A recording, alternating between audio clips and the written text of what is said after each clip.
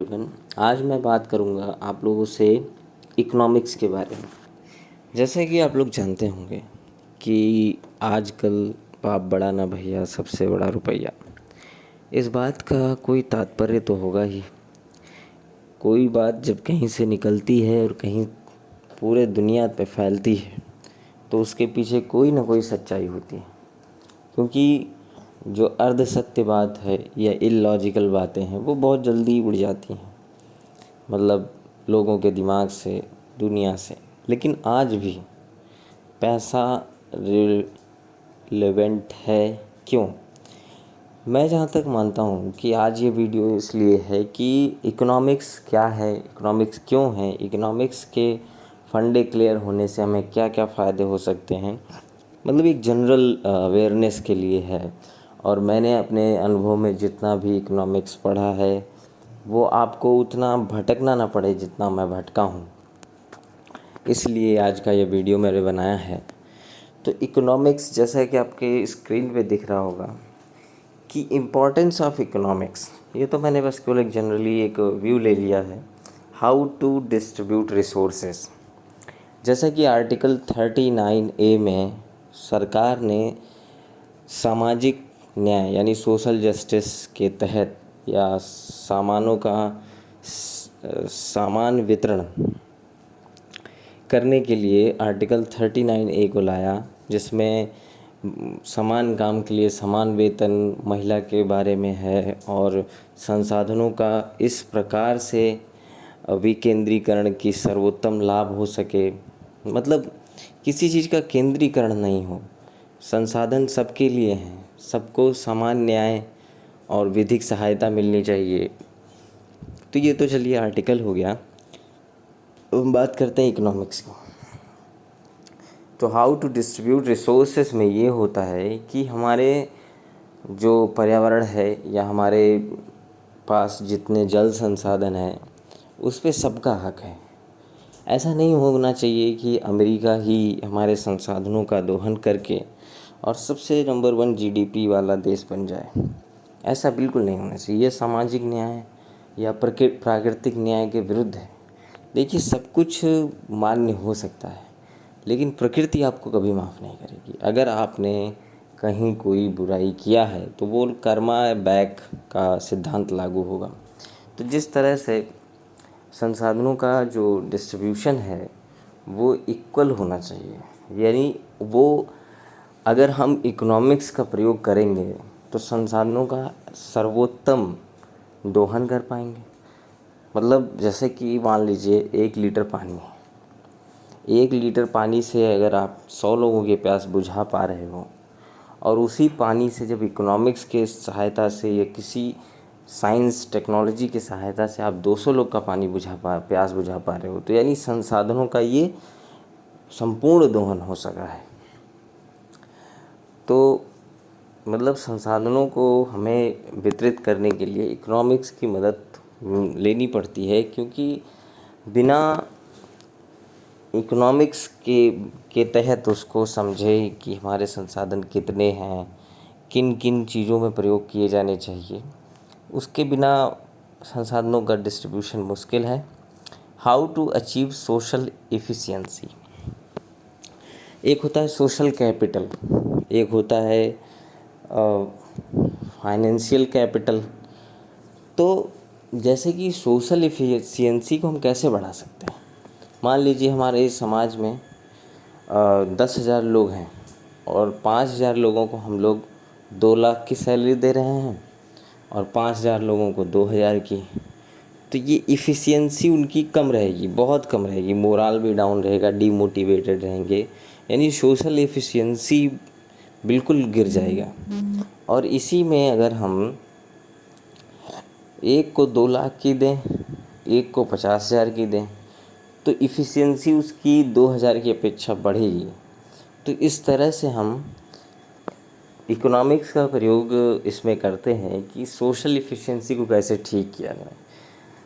ठीक है, give info to make informed choices, मतलब हम इकोनॉमिक्स के तहत ये भी सीखते हैं कि कंज्यूमर बिहेवियर क्या है, हमारा उपभोक्ता क्या चाहता है, हमारा देश, हमारे आने वाली जनरेशन क्या है, उसकी डिमांड, उसकी ज़रूरतें। मान लीजिए एक ज़माना था हम लोग बस केवल थोड़ा बहुत चाय बना लेते थे। ये जो स्टारबक्स है या सीसीडी है, ये सब कैसे है और लोगों का चॉइसेस कैसे बदला।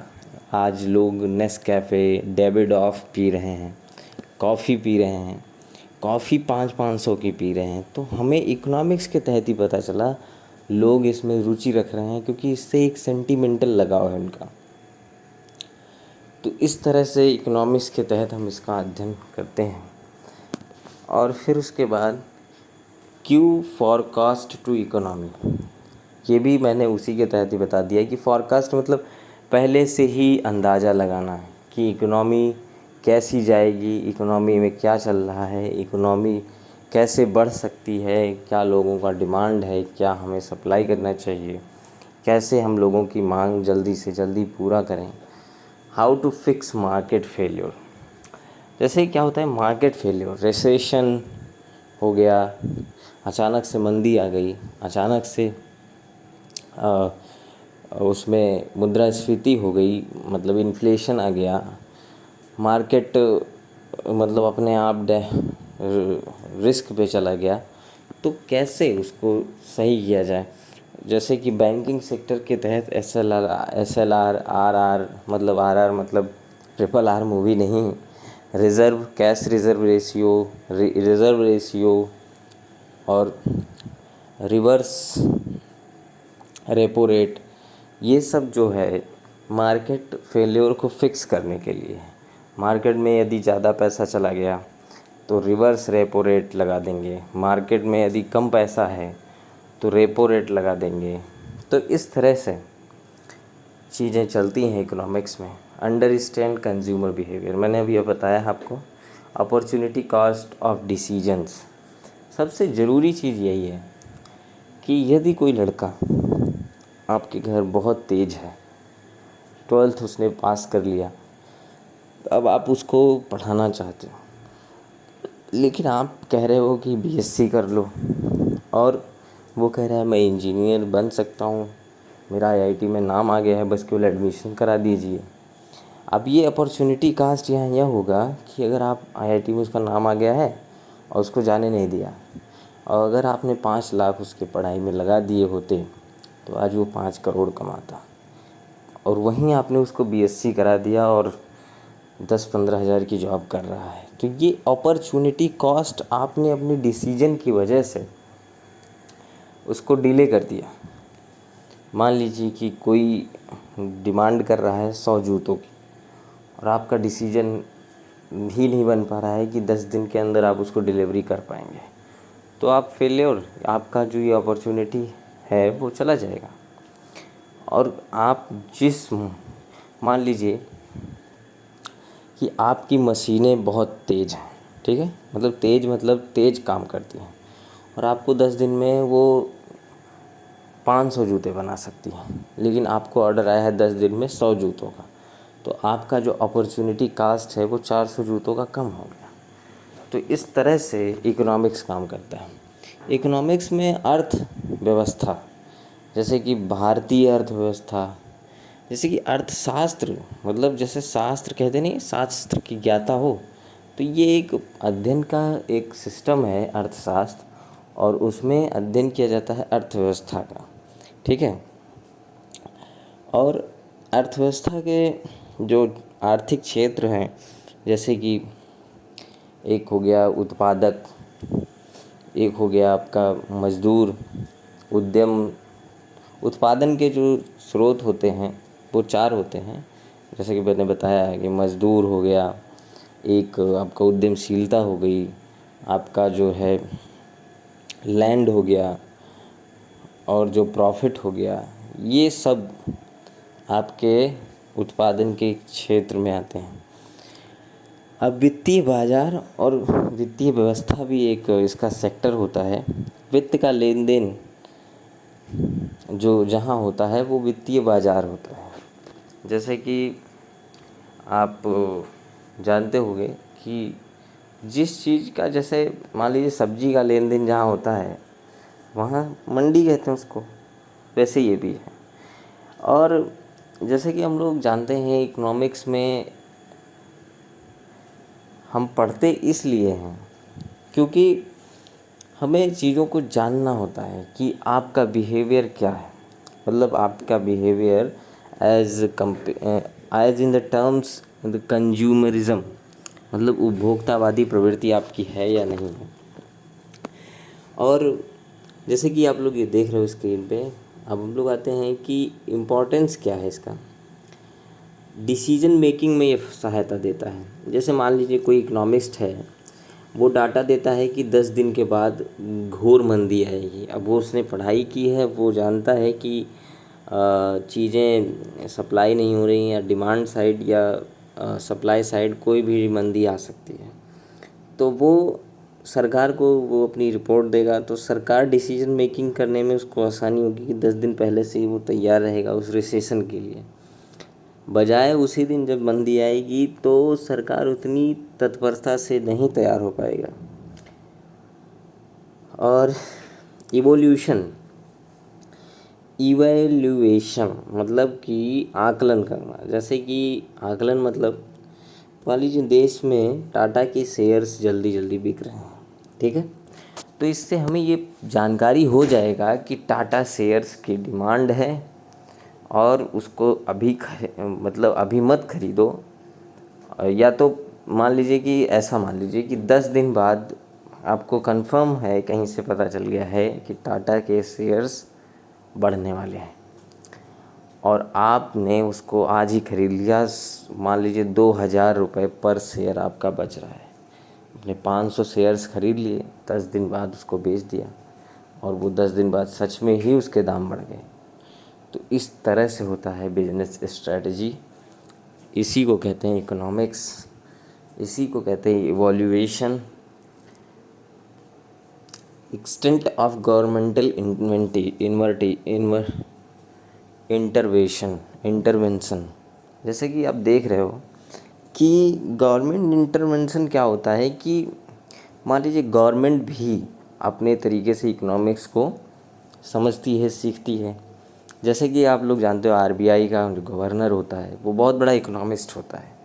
तो इकोनॉमी के सेक्टर में भी सरकार हर साल बजट पेश करती है, सरकार हर साल कैपिटल एक्सपेंडिचर करती है।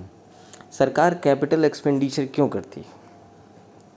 जैसे कि मैं आपको बताऊं, कैपिटल एक्सपेंडिचर मतलब होता है पूंजीगत व्यय। जैसे मान लीजिए कि मैं आपको सरल भाषा में बताने के लिए यहाँ उपस्थित हूँ, तो मैं इसको थोड़ा सरल करता हूँ कि आपके पिताजी के 2 लड़के हैं, ठीक है, और उन्होंने एक लड़के को डायरेक्ट दे दिया 10 लाख रुपए कि बेटा तू जा और जो मन करे हायाबूसा या कोई भी BMW गाड़ी खरीद ले, क्योंकि वो जिद भी कर रहा था। तो पिताजी ने दे दिया। और एक जिद कर रहा था, पिताजी मुझे IIT की तैयारी करनी है। तो उन्होंने कहा ठीक है बेटा तू जा तैयारी करने और मैं तो कोचिंग करा देता हूँ, फिर उसके बाद आना तो फिर कॉलेज में एडमिशन करा दूँगा। देखिए उससे उसके पिताजी का इंटरेक्शन भी लगातार बना हुआ है और उस पर वो कैपिटल एक्सपेंडिचर कर रहे हैं। जो उसके भविष्य के लिए एक सुरक्षित कदम है वही कैपिटल एक्सपेंडिचर होता है। जैसे इसी उदाहरण को इस तरह ले लीजिए कि एक को 10 लाख दे दिया और एक के लिए फैक्ट्री खुलवा दिया। फैक्ट्री खुलवाने के बाद क्या हुआ कि उसने मशीनें ले आया और उस पर वो कुछ उत्पादन करने लगा।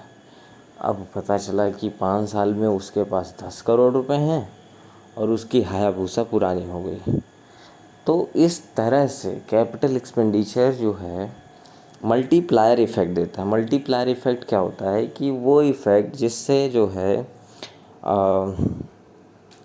जितनी पैसे हम लगाते हैं उसका कई गुना हो जाता है। जैसे रेलवे है, रेलवे में मल्टीप्लायर इफ़ेक्ट होता है। अगर उसमें कैपेक्स करोगे, आप कैपिटल एक्सपेंडिचर करोगे तो कई गुना आपको प्रभाव देगा। तो इस तरह से कैपिटल एक्सपेंडिचर हमने पढ़ा।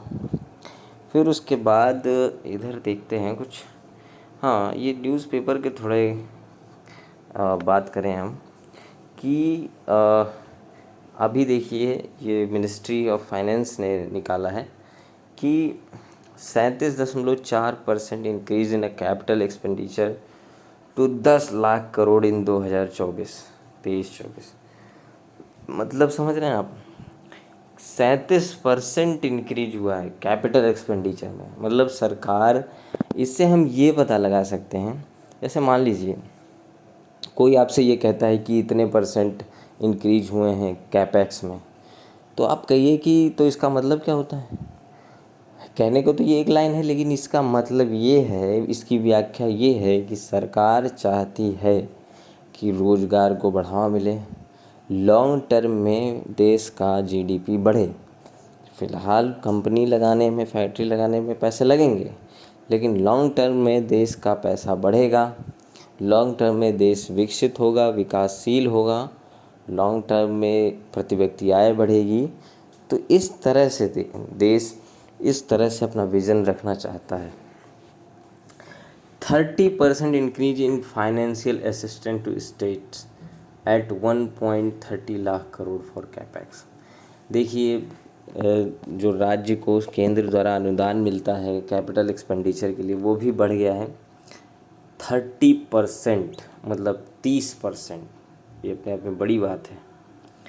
तो अब मैं इधर आऊँगा, थोड़ा हम लोग न्यूज़पेपर से थोड़ा देखेंगे कि 2030 तक भारत जो है 50 खरब डॉलर से ज़्यादा के जीडीपी के साथ जापान को पीछे करेगा। यानी जापान के बाद इस समय भारत 5वें स्थान पे है, लेकिन 2030 में जापान को पीछे करके जो तीसरी सबसे बड़ी अर्थव्यवस्था बन जाएगा। जापान और यूके को पीछे करके, जापान और जर्मनी और यूके, ये तीनों आपस में इस समय लड़ रहे हैं। तो इसके लिए भारत जो है, स्टेट बैंक ने एक अनुमान भी जारी किया है कि 2027 तक भारत जो है दुनिया की तीसरी सबसे बड़ी अर्थव्यवस्था बन जाएगा, मतलब थर्ड। और आईएमएफ के अनुसार जुलाई 2023 के वैश्विक आर्थिक पूर्वानुमान के अनुसार वैश्विक आर्थिक दर 2022 के 3.5% से घटकर 2023 दोनों में 3% रहने का अनुमान है। ठीक है, 2024 में 13.3% रहने की उम्मीद है, जो हमारी भारतीय अर्थव्यवस्था चल रही है इस समय। अब हम लोग बात करेंगे कि यहाँ पे पेपर का एक और कट है, सतत सुधार, व्यापक स्थिरता, मतलब सस्टेनेबल रिफॉर्म्स। जैसा कि सस्टेनेबल की बात आई, तो मैं आपको बताऊं कि मेरे वीडियो में भी सस्टेनेबल की बात की गई है, लेकिन सस्टेनेबल से यहाँ से मैं बात बताऊं जो इकोनॉमिक्स के प्रोस्पेक्ट से देखा जा रहा है।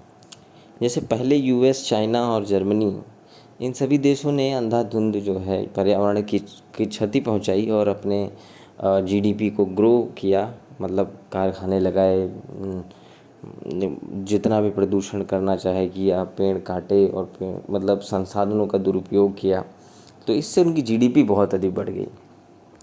लेकिन अब जो है फ़िलहाल सस्टेनेबल, सतत विकास की अवधारणा सामने आई है। तो जो गरीब देश हैं या विकासशील देश हैं, उनका कहना है कि देखिए, आपने तो भाई पूरा संसाधन यूज़ कर लिया और आप विकसित हो गए, और मान लीजिए अब हम मिटिगेशन या एडॉप्टेशन कुछ भी करते हैं तो हमारे संसाधनों का जीडीपी नहीं बढ़ पाएगा और हम कहीं ना कहीं घाटे में रहेंगे।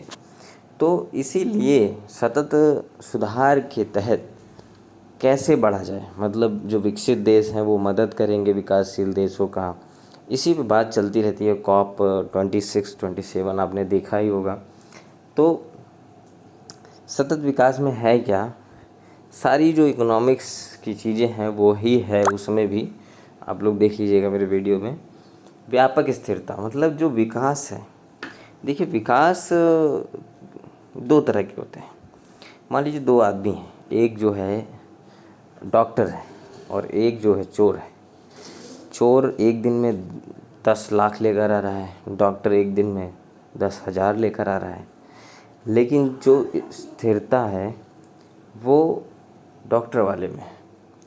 स्वस्थ वित्तीय क्षेत्र, कॉरपोरेट क्षेत्र के ऋणों को कम करने के प्रयास, कॉरपोरेट सेक्टर इस समय भारत में बहुत ही बड़ा इमर्जिंग इफ़ेक्ट लेकर आ रहा है।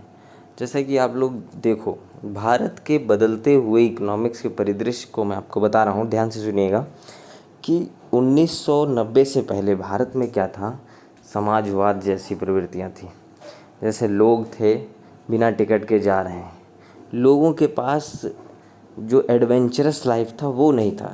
अब देखिए, मैं आपको 5 सीधा सीधा अंतर बताऊंगा 1990 के पहले और 1990 के बाद।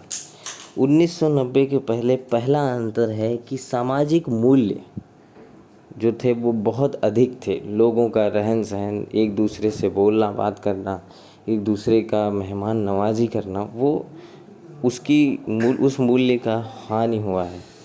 और दूसरा जो है, लोग जो है केवल इन्वेस्टमेंट और मूल्य मतलब पैसे को ही सब कुछ नहीं मानते थे। लेकिन इस समय मतलब दूसरा हो गया।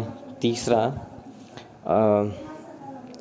हमारे यहाँ टूरिज़्म, एडवेंचरस, साई-फाई जैसी दुनिया, टेक्नोलॉजी, ये सब बहुत पीछे थी।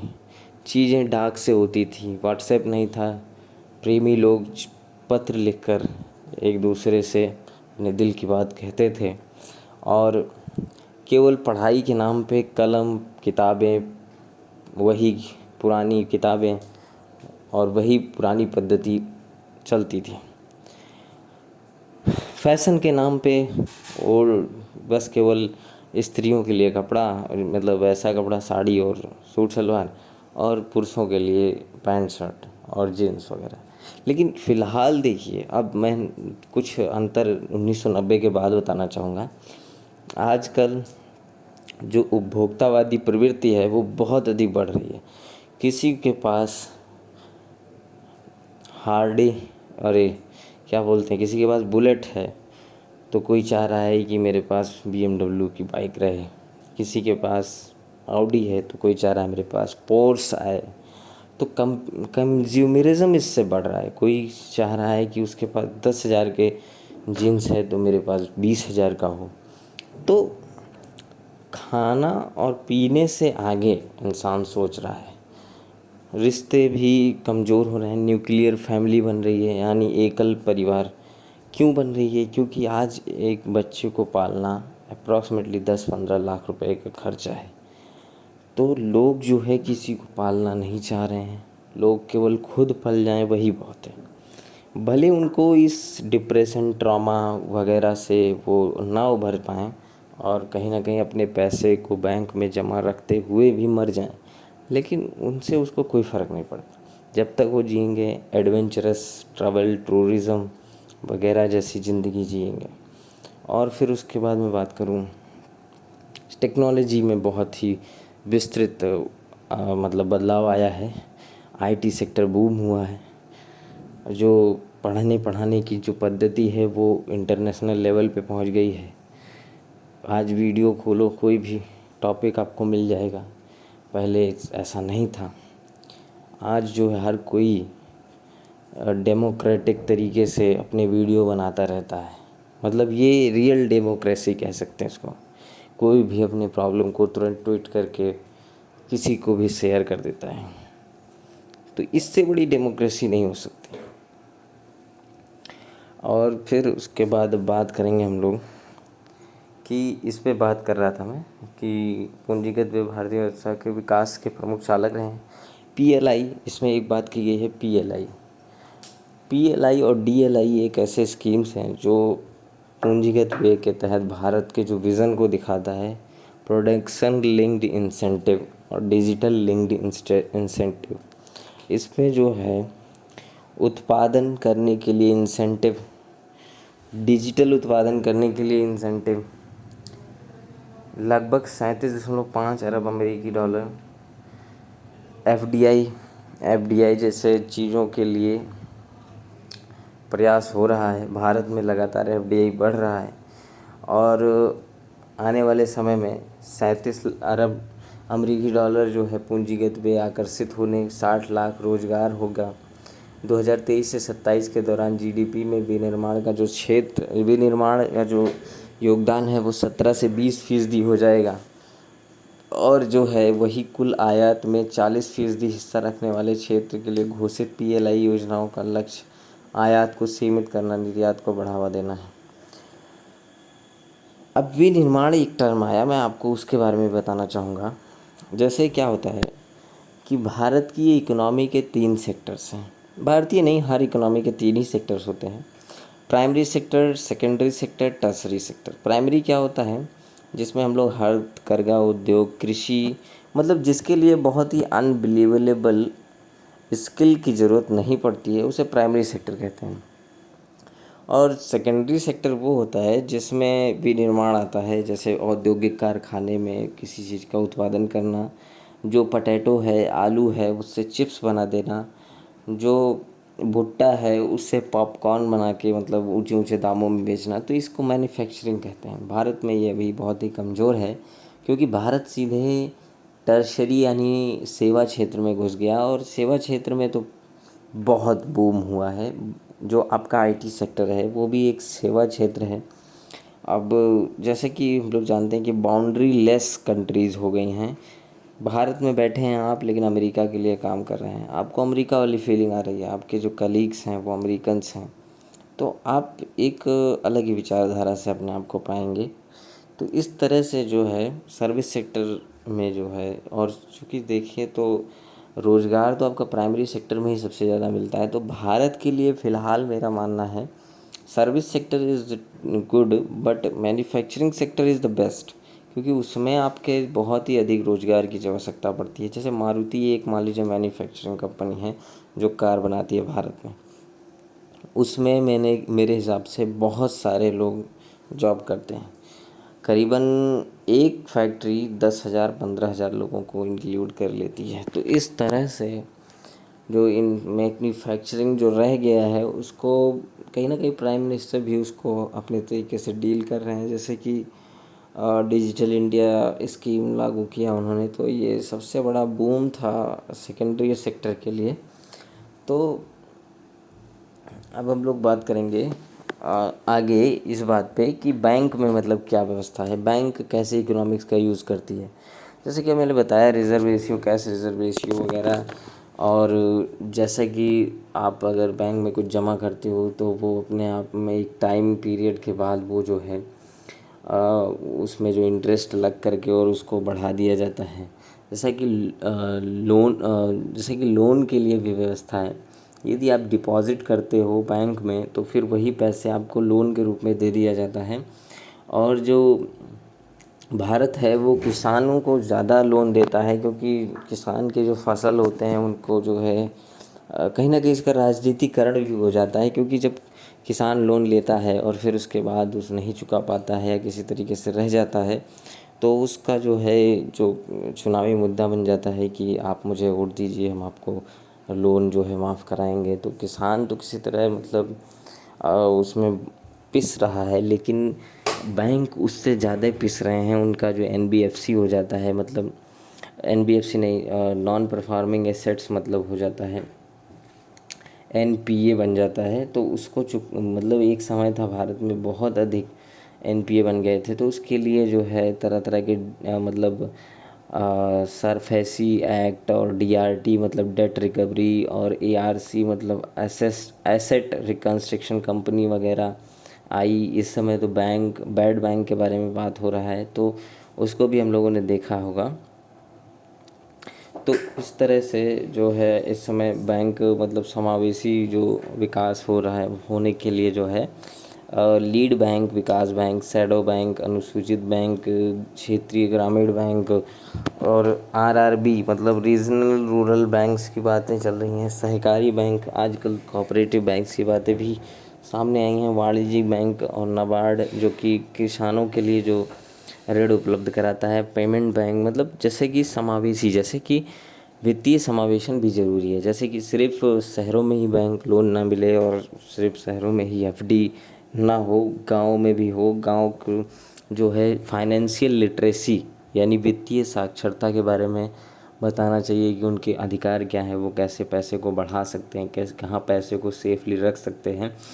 और बिल्कुल ज़रूरी है कि आप जानें कि आपका पैसा कैसे सेफ रह सकता है।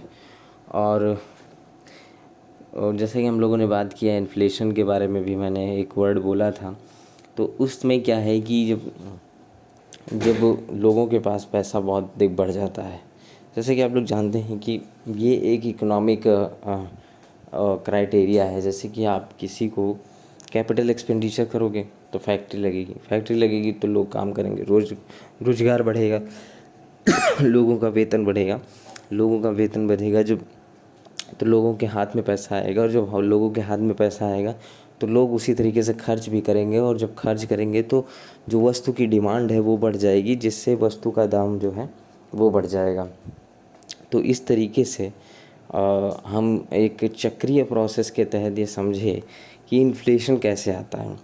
और डिफ्लेशन भी बिल्कुल मतलब जो अविस्फीति है वो जो है कहीं ना कहीं सप्लाई चेन या डिमांड का गिर जाना, या किसी तरह से लोगों का बेरोज़गारी से ग्रसित हो जाना, ये जो है डिफ्लेशन को पैदा करता है।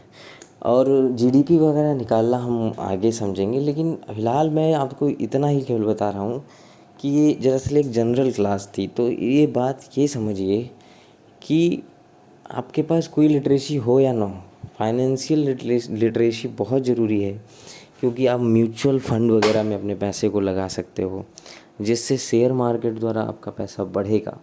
बट वही है, सब्जेक्टेड टू मार्केट रिस्क।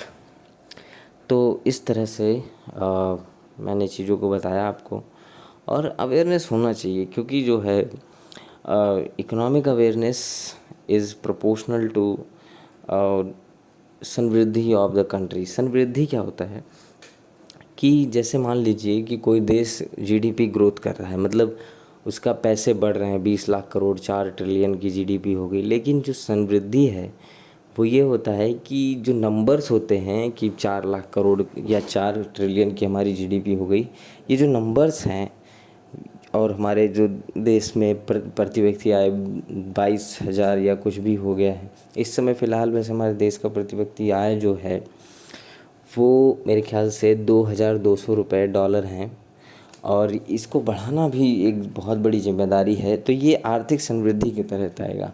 और आर्थिक विकास क्या होता है, बहुत लोग इसमें कंफ्यूज रहते हैं। तो इसका सीधा मतलब ये है, जब हेल्थ, एजुकेशन, सैनिटेशन और या लाइफ एक्सपेक्टेंसी भी आपका जो है जीडीपी के साथ साथ बढ़े, तब माना जाता है कि आर्थिक विकास हो रहा है। इस तरह तो भारत इस समय 10 से तीसरे पायदान की ओर जाने की तरफ बढ़ रहा है, तीसरी सबसे बड़ी अर्थव्यवस्था बनने की ओर जा रहा है। लेकिन ये आर्थिक विकास नहीं है, क्योंकि भारत का बहुत सारे लोग गरीब हैं, बहुत सारे लोग बीमार पड़ते हैं, उनके लिए दवा के पैसे नहीं हैं, बहुत सारे लोग अभी भी खुले में शौच कर रहे हैं। तो इस तरह भारत आर्थिक विकास की ओर नहीं जा रहा है। जब वो इस सब मायने में भी उसका अच्छा परफॉर्मेंस रहेगा, तभी वो आर्थिक विकास की ओर भी जाएगा। Thank you very much.